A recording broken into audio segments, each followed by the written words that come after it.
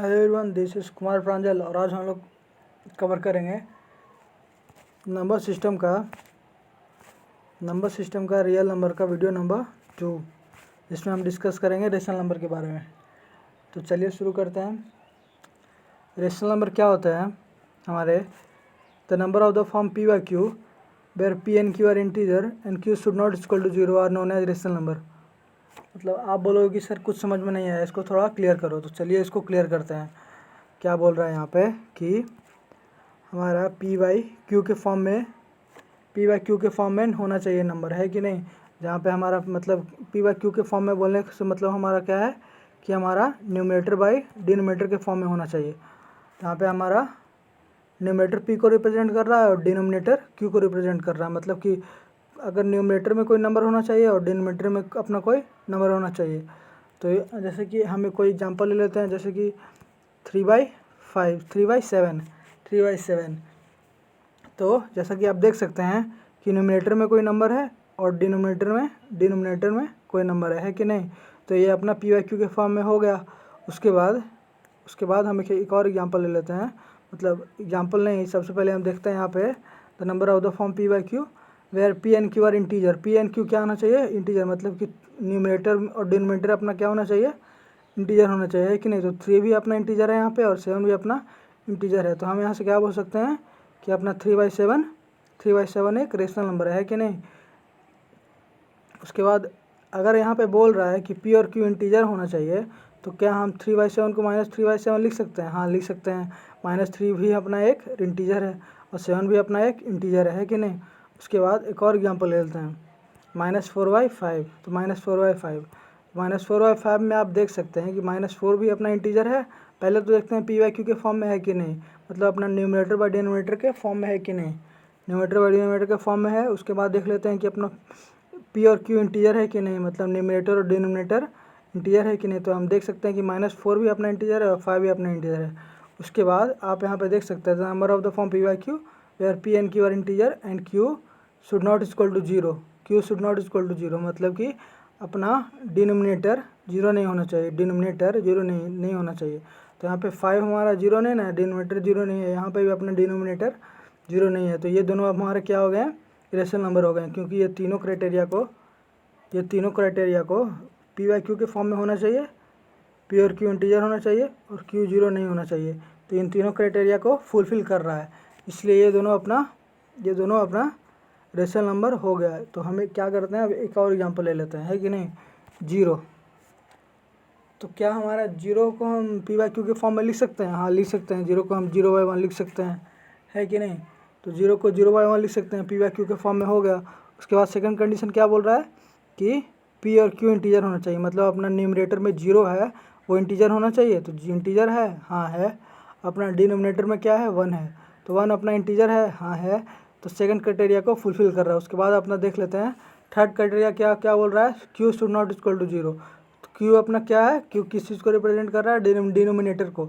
तो अपना यहाँ से क्या बोल रहे हैं कि डिनोमिनेटर 0 नहीं होना चाहिए, है कि नहीं। तो हमारा डिनोमिनेटर 0 नहीं होना चाहिए। तो हमारा डिनोमिनेटर यहाँ पे 0 है नहीं है, 1 है। हमारा न्यूमरेटर 0 है, तो अपना न्यूमरेटर से कोई फ़र्क नहीं पड़ता, बस हमारा डिनोमिनेटर 0 नहीं होना चाहिए। तो हम यहाँ से क्या बोल सकते हैं कि हमारा ये 0/1 है, मतलब 0 है, वो भी अपना रेशनल नंबर है कि नहीं। तो उसके बाद हम अपने नेक्स्ट कॉन्सेप्ट पर चलते हैं। मतलब यहाँ पे एक चीज़ और देख लेते हैं कि हम यहाँ पे क्यों बोल रहे हैं कि अपना डिनोमिनेटर 0 नहीं होना चाहिए। हम यहाँ पे क्यों बोल रहे हैं, why do we insist denominator should not equal to 0, Q should not equal to 0। तो इसका जवाब आपको ढूंढना है। मतलब 0 अगर डिनोमिनेटर में 0 रखेंगे तो क्या दिक्कत आएगी, इसका जवाब आपको ढूंढना है। इसके बारे में हम लोग अपने नेक्स्ट वीडियो में बात करेंगे।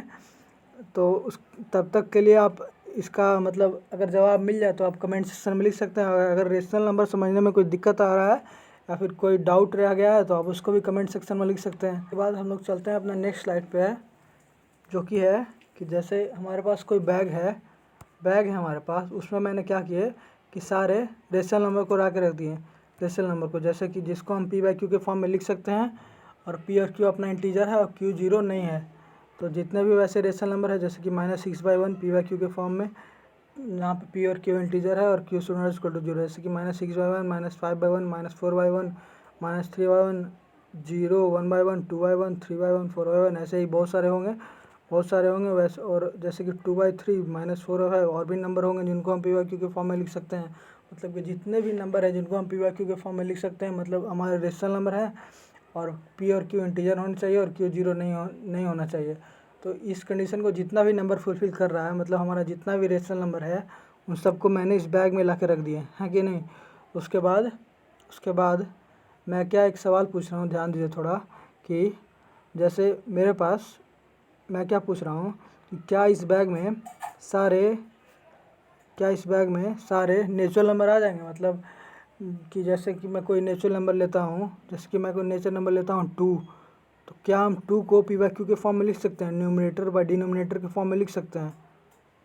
तो हाँ लिख सकते हैं। 2 को हम 2/1 लिख सकते हैं, 2/1 लिख सकते हैं, जहाँ पे हमारा न्यूमरेटर जो कि 2 है वो भी अपना इंटीजर है और डिनोमिनेटर भी अपना इंटीजर है और डिनोमिनेटर अपना 0 नहीं है, the Q should not equal to 0 वो भी है। तो हाँ हम कोई नेचुरल नंबर को पी वाई क्यू के फॉर्म में लिख सकते हैं, मतलब ये रेशनल नंबर का क्राइटेरिया को फुलफिल कर रहा है। तो यहाँ से हम क्या बोल सकते हैं कि हमारा सारा ऐसे ही, तो सारे नेचुरल नंबर को हम ऐसे ही लिख सकते हैं, 2/1 3/1 4/1 5/1 ऐसे ही सारे नेचुरल नंबर को लिख सकते हैं। मतलब कि सारा नेचुरल नंबर हमारे रेशनल नंबर का क्राइटेरिया को मतलब फुलफिल करेगा, है कि नहीं, इसके रेशनल नंबर के कंडीशन को फुलफिल करेगा। तो यहाँ से हम क्या बोल सकते हैं कि every natural number is a rational number, हमारा सारा नेचुरल नंबर होगा जो रेशनल नंबर होगा, है कि नहीं। उसके बाद हम नेक्स्ट क्वेश्चन में क्या आपसे पूछ रहा हूँ, ध्यान दीजिए थोड़ा। यहाँ तो हमने पता चल गया कि सारा नेचुरल नंबर हमारा रेशनल नंबर हो गया। तो उसके बाद मैं नेक्स्ट क्वेश्चन क्या पूछ रहा हूँ कि क्या सारा होल नंबर हमारा रेशनल नंबर होगा। तो हमने अभी देखा कि सारा नेचुरल नंबर तो रेशनल नंबर हो रहा है, तो होल नंबर में क्या एक बच गया, एक 0 बच गया। तो हम यहाँ से देख लेते हैं कि क्या हमारा 0 एक रेशनल नंबर होगा। तो क्या हम 0 को 0/1 लिख सकते हैं, हाँ लिख सकते हैं। तो यहाँ से आप देख सकते हैं कि 0 पी है अपना, पी वाई क्यू के फॉर्म में है ये वाला 0/1, और यहाँ पे पी और क्यू इंटीजर है, 0 भी अपना इंटीजर है और 1 भी अपना इंटीजर है। और न्यूमरेटर मतलब कि अपना क्यू 0 नहीं है, न्यूमरेटर अपना क्या है 1 है, तो 0 तो नहीं है। तो ये भी अपना रेशनल नंबर का क्राइटेरिया जो है उसको फुलफिल कर रहा है कि नहीं। तो अपना 0 भी अपना रेशनल नंबर है कि नहीं। तो हमने क्या देखा कि सारे नेचुरल नंबर तो रेशनल नंबर हैं ही, साथ में 0 भी अपना रेशनल नंबर है। तो इससे हम क्या बोल सकते हैं कि सारे होल नंबर क्या होते हैं, 0 प्लस सारे नेचुरल नंबर, है कि नहीं। तो अगर हमने नेचुरल नंबर को रेशनल नंबर बता दिया और 0 को रेशनल नंबर बता दिया, तो यहाँ से हम ये बोल सकते हैं कि हमारे सारे होल नंबर भी रेशनल नंबर होंगे, है कि नहीं। तो यहाँ से हम लिख सकते हैं every whole number is a rational number, ठीक है। यहाँ तक हो गया। उसके बाद मैं यहाँ से लास्ट क्वेश्चन पूछ रहा हूँ, थर्ड क्वेश्चन, जो कि है क्या सारे इंटीजर इस रेशनल नंबर के बैग में क्या मुझे सारे इंटीजर मिल जाएंगे। मतलब कि हमने देख लिया कि इंटीजर क्या होता है, पॉजिटिव नेचुरल नंबर 0, मतलब नेचुरल नंबर 0 और नेगेटिव नेचुरल नंबर। तो हमने नेचुरल नंबर और 0 को तो रेशनल नंबर प्रूफ कर दिया। अब बच गया अपना निगेटिव रेशनल नंबर, कि अगर अपना निगेटिव नेचुरल नंबर, तो क्या अगर अपना negative natural number rational number हो गया, निगेटिव नेचुरल नंबर अगर रेशनल नंबर हो गया, तो हम बोल सकते हैं कि सारा इंटीजर भी अपना रेशनल नंबर होगा, है कि नहीं। तो हम देख लेते हैं कोई निगेटिव नेचुरल नंबर लेके, जैसे कि मैंने निगेटिव नेचुरल नंबर ले लिया कोई -5, तो क्या हम -5 को -5/1 लिख सकते हैं, हाँ लिख सकते हैं। तो ये अपना पी वाई क्यू के फॉर्म में भी है, मतलब कि न्यूमरेटर बाय डिनोमिनेटर के फॉर्म में है। यहाँ पे अपना न्यूमरेटर भी अपना इंटीजर है और डिनोमिनेटर भी अपना इंटीजर है, मतलब पी और क्यू इंटीजर है और क्यू अपना 0 नहीं है। तो यहाँ से हम ये बोल सकते हैं कि अपना सारा इंटीजर सारा निगेटिव नेचुरल नंबर भी अपना रेशनल नंबर होगा। तो हमने ये देखा कि अपना नेचुरल नंबर भी रेशनल नंबर होता है, 0 भी रेशनल नंबर होता है और निगेटिव नेचुरल नंबर भी रेशनल नंबर होता है। तो यहाँ से हम बोल सकते हैं कि हमारा सारा इंटीजर भी अपना रेशनल नंबर होगा, है कि नहीं। तो यहाँ से हमको क्या बोलते हैं कि every rational number is a integer. ठीक है, ये अपना कंप्लीट हो गया। उसके बाद हम लोग अपने नेक्स्ट स्लाइड पे चलते हैं। नेक्स्ट स्लाइड क्या बोल रहा है अपना, नेक्स्ट स्लाइड पे चलते हैं। नेक्स्ट स्लाइड है अपना equivalent rational number. Equivalent rational number एक टॉपिक है, देख लेते हैं इसको। जैसे कि हमारे पास कोई नंबर है, रेशनल नंबर है 3/5, तो अगर मुझे 3/5 का इक्विवेलेंट रेशनल नंबर निकालना होगा तो मैं क्या करूँगा कि जो न्यूमरेटर है उसको भी सेम नंबर से मल्टीप्लाई करूँगा। मतलब अगर 3/5 मेरा है तो अगर मैं 3 को भी सेम नंबर से मल्टीप्लाई करूँगा, अगर मैं 3 को 2 से मल्टीप्लाई कर रहा हूँ तो 5 को भी 2 से मल्टीप्लाई करूँगा। तो जो मेरा रिजल्ट आएगा वो हो जाएगा अपना इक्विवेलेंट रेशनल नंबर 3/5 का। 3/5 का इक्विवेलेंट रेशनल नंबर हो गया अपना 6/10, है कि नहीं, 6/10। मैं क्या कर रहा हूँ यहाँ पे कि अब जिस नंबर से मैं न्यूमरेटर को मल्टीप्लाई कर रहा हूँ उसी नंबर से मैं डिनोमिनेटर को मल्टीप्लाई कर रहा हूँ। मतलब मैंने यहाँ पे 3 को अगर 2 से मल्टीप्लाई किया तो 5 को भी 2 से मल्टीप्लाई किया, अगर और जो मेरा रिजल्ट आया वो हमारा हो गया 3/5 का इक्विवेलेंट रेशनल नंबर। इक्विवेलेंट है कि नहीं। तो इसका फॉर्मल डेफिनेशन देख लेते हैं जो कि बुक वगैरह में दिया रहता है। बुक वगैरह में क्या दिया रहता है कि जैसे हमारा A/B इक्विवेलेंट रेशनल नंबर, जैसे कि हमारा कोई A/B कोई रेशनल नंबर है तो अगर हमको इसका इक्विवेलेंट रेशनल नंबर निकालना होगा तो हम क्या करेंगे कि ए को भी हम न्यूमरेटर को भी हम m से मल्टीप्लाई कर देंगे। m कोई अपना नॉन जीरो नंबर है m, तो हम न्यूमरेटर को भी m से मल्टीप्लाई कर देंगे और डिनोमिनेटर को भी हम m से मल्टीप्लाई कर देंगे, है कि नहीं। तो जो हमारा रिजल्ट आएगा वो अपना क्या होगा, जो हमारा रिजल्ट आएगा वो होगा A/B का इक्विवेलेंट रेशनल नंबर, है कि नहीं। तो फॉर्मल डेफिनेशन क्या बोलता है कि इफ़, मतलब किताब में जो डेफिनेशन दिया हुआ वो क्या बोलता है कि A/B is a rational number and m is a non zero integer then a into M, मतलब a को हम जिस नंबर से मल्टीप्लाई कर रहे हैं उसी नंबर से b को अगर मल्टीप्लाई करेंगे तो जो हमारा रेशनल नंबर मिलेगा वो इक्विवेलेंट टू b होगा, मतलब b का इक्विवेलेंट होगा, है कि नहीं। तो जैसे कि हम एक क्वेश्चन देख लेते हैं, इसी पे एक क्वेश्चन देख लेते हैं कि find 2 rational number equivalent to 3/7। 3/7 से 2 इक्विवेलेंट रेशनल नंबर निकालना है हमको। तो इक्विवेलेंट रेशनल नंबर हमने अभी देखा कि कैसे निकालते हैं कि हम न्यूमरेटर को भी सेम नंबर से मल्टीप्लाई करते हैं और डिनोमिनेटर को भी उसी नंबर से मल्टीप्लाई करते हैं। तो हमारा जो रिजल्ट आता है वो होता है इक्विवेलेंट रेशनल नंबर, है कि नहीं, इक्विवेलेंट रेशनल नंबर। तो जैसे कि हमारा सॉल्यूशन देख लेते हैं इसका। जैसे कि हम 3 है, हमने अगर 3 को हमने अगर 11 से मल्टीप्लाई किया तो हम क्या करें 7 को भी हम 11 से मल्टीप्लाई करेंगे। तो हमारा जो रिजल्ट आएगा वो हो जाएगा अपना इक्विवेलेंट रेशनल नंबर। तो 3/7 का इक्विवेलेंट रेशनल नंबर क्या आ गया 33/77, है कि नहीं। तो हमारे यहाँ पे 2 रेशनल नंबर निकालने बोल रहा है, तो एक और रेशनल नंबर निकाल लेते हैं। एक और रेशनल नंबर निकालने के लिए क्या करेंगे, एक और रेशनल नंबर निकालने के लिए हम एक और किसी दूसरे नंबर से न्यूमरेटर और डिनोमिनेटर को मल्टीप्लाई कर देंगे, है कि नहीं। तो जैसे कि हमारा 3 को मैंने 4 से मल्टीप्लाई किया तो मैं क्या करूँगा 7 को भी मैं 4 से मल्टीप्लाई करूँगा तो मेरा क्या आ जाएगा 12/28। तो मेरा 12/28 क्या हो गया, एक और इक्विवेलेंट रेशनल नंबर हो गया 3/7 का, है कि नहीं। तो मैं क्या पूछ रहा हूँ कि 3/7 के कितने इक्विवेलेंट रेशनल नंबर हम निकाल सकते हैं। फिर से सुनिए, 3/7 के कितने इक्विवेलेंट रेशनल नंबर हम निकाल सकते हैं। तो आप बोलोगे कि इक्विवेलेंट रेशनल नंबर हम कैसे निकालते हैं कि हम 3/7 को न्यूमरेटर को जिस नंबर से मल्टीप्लाई करते हैं उसी नंबर से डिनोमिनेटर को मल्टीप्लाई कर देते हैं, तो जो रिजल्ट आता है वही होता है अपना इक्विवेलेंट रेशनल नंबर। तो ऐसे तो हम किसी भी नंबर से न्यूमरेटर डिनोमिनेटर को मल्टीप्लाई कर देंगे तो मुझे एक नया इक्विवेलेंट रेशनल नंबर मिल जाएगा, है कि नहीं। तो इसी तरीके से हम बोल सकते हैं कि किसी नंबर से मल्टीप्लाई कर देंगे तो ऐसे तो बहुत सारे नंबर होंगे, तो तभी हम बोल सकते हैं कि हमारे बहुत सारे इक्विवेलेंट रेशनल नंबर भी हमारे बहुत सारे होंगे, क्योंकि हम किसी भी नंबर से मल्टीप्लाई कर देंगे तो हमारा एक नया इक्विवेलेंट रेशनल नंबर आ जाएगा, है कि नहीं। तो यहाँ पे इस क्वेश्चन में हम क्या बोल सकते हैं कि 3/7 का इक्विवेलेंट नंबर क्या क्या हो जाएगा। Therefore 2 rational number equivalent to 3/7 are 33/27 and 12/28, ठीक है।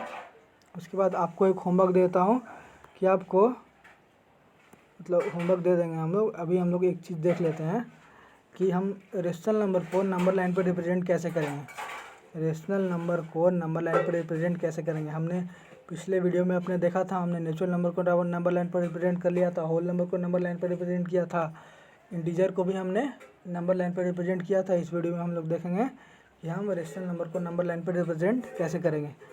तो जैसे कि हमारा कोई रेशनल नंबर दिया हुआ है p/q के फॉर्म में है, यहाँ पे p और q इंटीजर नहीं है, p और q इंटीजर है और q अपना 0 नहीं है कि नहीं। तो हमारा कोई रेशनल नंबर दिया हुआ है 1/2, तो इसका इक्विवेलेंट रेशनल नंबर हो जाएगा बहुत सारा। जैसे कि इक्विवेलेंट रेशनल नंबर इसका होगा, इसका इक्विवेलेंट रेशनल नंबर 2/4। हमने न्यूमरेटर डिनोमिनेटर को 2 से मल्टीप्लाई किया तो इसका इक्विवेलेंट रेशनल नंबर आ गया 2/4। उसी तरीके से अगर हम न्यूमरेटर डिनोमिनेटर को अगर हम 5 से मल्टीप्लाई करेंगे तो हमारा आ जाएगा 5/10, है कि नहीं। तो 1/2 का कितना इक्विवेलेंट रेशनल नंबर होगा, बहुत सारा इक्विवेलेंट रेशनल नंबर होगा, बहुत सारा होगा। तो उन सब इक्विवेलेंट रेशनल नंबर में से सबका वैल्यू तो सेम है, मतलब कि अगर 2/4 को आप सिंपलेस्ट फॉर्म में लिखे, मतलब कि कॉमन फैक्टर निकाल दे, तो ये भी 1/2 ही होगा। तो जैसे कि इतने सारे इक्विवेलेंट रेशनल नंबर में, इतने सारे इक्विवेलेंट रेशनल नंबर में हम नंबर लाइन पे किसको रिप्रेजेंट करेंगे, है कि नहीं। तो इतने सारे infinite rational number, equivalent rational number में हम नंबर लाइन पे किसको रिप्रेजेंट करेंगे। तो on the number line among the infinitely many fractional equivalent to 1/2 we will choose 1/2। क्यों 1/2 को क्यों चूज़ करेंगे, 1/2 को ही सिर्फ रेशनल नंबर लाइन पे क्यों रिप्रेजेंट करेंगे, क्योंकि हम 1/2 हमारा सिंपलेस्ट फॉर्म में है, तो हम उसी को रिप्रेजेंट करते हैं जो हमारा सिंपलेस्ट फॉर्म में होता है। मतलब जितना भी इक्विवेलेंट रेशनल नंबर दिया हुआ है उसमें हमको सिंपलेस्ट फॉर्म देख लेना है। अगर सिंपलेस्ट फॉर्म नहीं है तो हम कॉमन फैक्टर को बाहर निकाल के हम उसको सिंपलेस्ट फॉर्म में बना लेंगे, उसके बाद हम उसको नंबर लाइन पे रिप्रेजेंट करेंगे। तो हम क्या बोल रहे हैं कि on the number line among infinitely many fractional equivalent to 1/2 we will choose 1/2, जो कि अपना होगा सिंपलेस्ट फॉर्म, बहुत सारा to represent all of them. इन सब को रिप्रेजेंट करने के लिए हम सिर्फ 1/2 को चूज़ करेंगे, मतलब सिर्फ 1/2 को नंबर लाइन पे रिप्रेजेंट करेंगे। तो चलिए हम 1/2 को नंबर लाइन पे रिप्रेजेंट करके देख लेते हैं। और 1/2 को नंबर लाइन पर रिप्रेजेंट करेंगे क्यों, क्योंकि 1/2 अपना सिंपलेस्ट फॉर्म में है। सिंपलेस्ट फॉर्म में होने का मतलब कि p और q के बीच, न्यूमरेटर और डिनोमिनेटर के बीच हमारा कॉमन फैक्टर सिर्फ 1 होना चाहिए, उसके अलावा कोई कॉमन फैक्टर नहीं होना चाहिए। अगर इस कंडीशन को कोई फुलफिल करेगा तो उसी को हम नंबर लाइन पर रिप्रेजेंट कर देंगे, अपना सिंपलेस्ट फॉर्म को ही नंबर लाइन पर रिप्रेजेंट कर देंगे, है कि नहीं।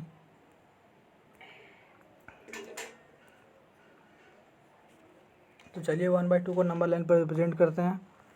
जैसे कि हमारा कोई लाइन है, इसको हमने इक्वल इंटरवल पे डिवाइड कर दिया, इक्वल इंटरवल पे डिवाइड कर दिया। उसके बाद बीच में कहीं यहाँ पे हमारा बीच में कहीं पे 0 होगा, फिर 1 होगा, -1 2 -2 3 -2, ऐसे ही करके हमारा नंबर लाइन माइनस इन्फानाइट से इन्फानाइट तक कंप्लीट हो जाएगा, है कि नहीं। तो हमें 1/2 को इस नंबर लाइन पे दिखाना है कि 1/2 हमारा कहाँ पे होगा।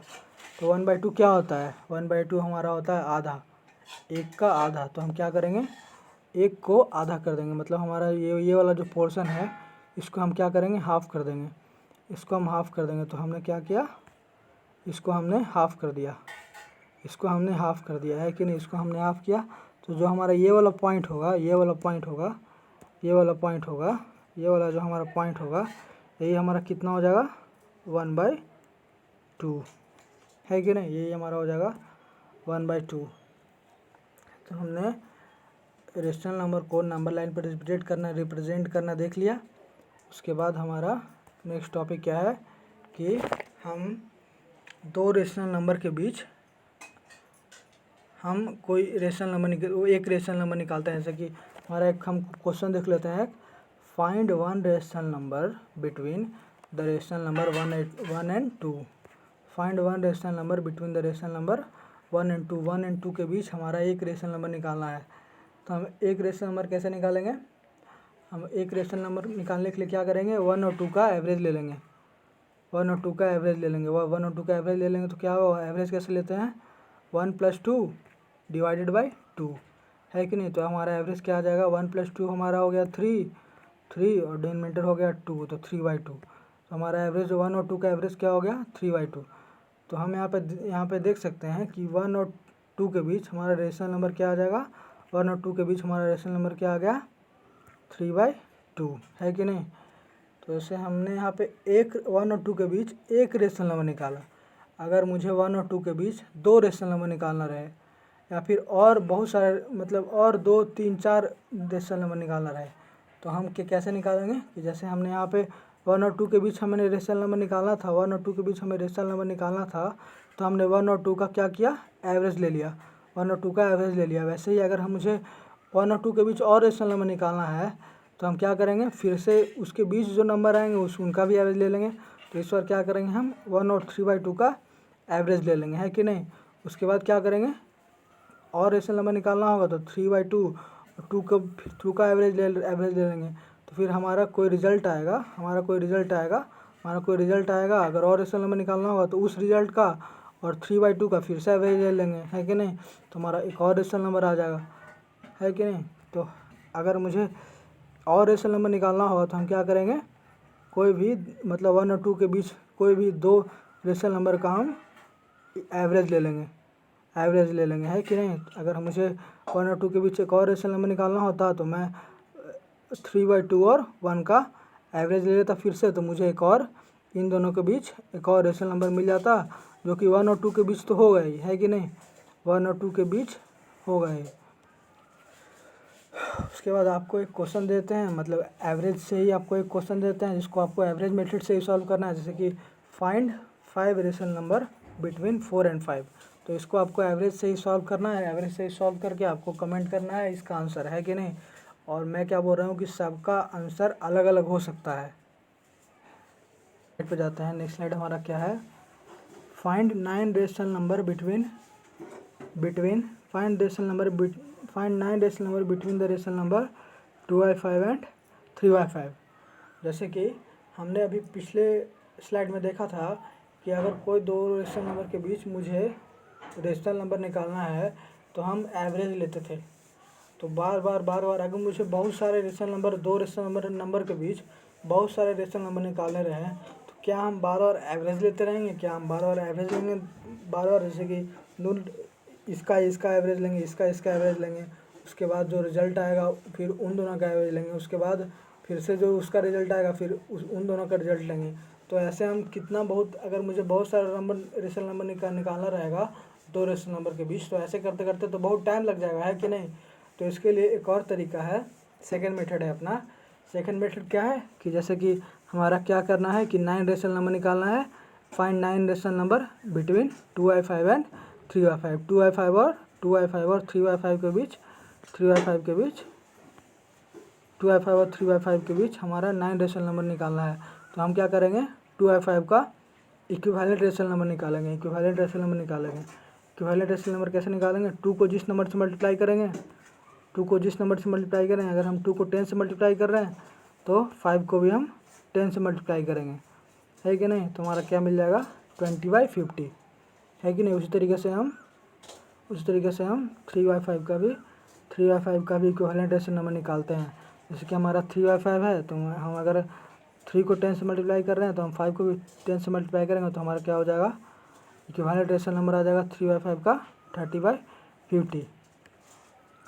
तो क्या आप यहाँ से क्लियरली देख सकते हैं कि 20/50 और 30/50 के बीच हमारा 9 रेशनल नंबर आ रहा है कि नहीं आ रहा है। आप देख सकते हैं 20/50 के बीच और 30/50 के बीच क्लियरली देख सकते हैं आप कि 9 रेशनल नंबर हमारा आ जा रहा है। जैसे कि हमारा क्या होगा, 20/50 और 30/50 के बीच 21/50, 22/50, 23/50, 24/50 और 25/50। उसी तरीके से 26/50, 27/50, 28/50, 29/50 और 30/50। तो हमारा है ही 3/5। तो हम क्या देख रहे हैं कि हमारा कितना रेशनल नंबर हो गया, 1 2 3 4 5 6 7 8 और 9। तो जैसे कि हम देख सकते हैं कि हमारा 9 रेशनल नंबर हमने 2/5 और 3/5 के बीच हमने 9 रेशनल नंबर निकाल लिया इक्विवेलेंट के कॉन्सेप्ट से।